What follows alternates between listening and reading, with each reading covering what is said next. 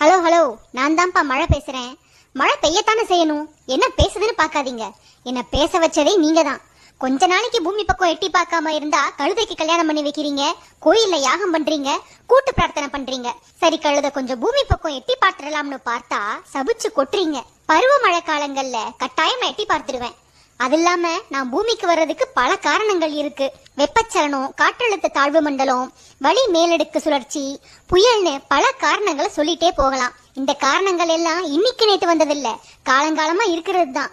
ஆனா முன்னாடி எல்லாம் நான் பூமியில விழுந்த உடனே எங்கேயும் தேங்காம கடலுக்கு ஓடிடுவேன். இப்ப நீங்க பண்ணி வச்சிருக்க வேலையாலதான் அங்கங்க தேங்கி நின்னுட்டு உங்ககிட்ட பேச்சும் வாங்கிக்கிட்டு இருக்கேன். கொஞ்சம் புரியுற மாதிரி விளக்கமாவே சொல்றேன். நம்ம முன்னோர் ஏரி, கண்மாய், தாங்கல், ஏந்தல், குளம், குட்டை, ஊருணின்னு வெட்டி வச்சிருந்தாங்க.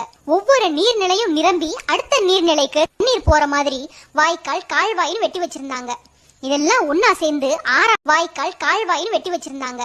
இதெல்லாம் ஒன்னா சேர்ந்து ஆறா மாறி கடல்ல கலக்கிறதுக்கு முறையா வழி செஞ்சு வச்சிருந்தாங்க. நான் பூமியில விழுந்து தண்ணீரா ஓடுற பாதையும் நீங்க அடைச்சிட்டீங்க. நீர்நிலைகளையும் மண்ணால மேவி மேடாக்கி குடியிருப்புகளை கட்டி வச்சிட்டீங்க.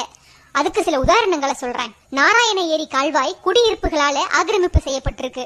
பெரம்பூர், பெரவள்ளூர், மேடவாக்கம், சேத்துப்பட்டு, நுங்கம்பாக்கம், மயிலாப்பூர், மாம்பழம் பகுதிகளில் இருந்த நீர்நிலைகள் எல்லாம் இப்போ காணாம போயிடுச்சு. 1923 தான் நீர்நிலைகளை ஆக்கிரமிச்சு வீடு கட்ட ஆரம்பிச்சிங்க.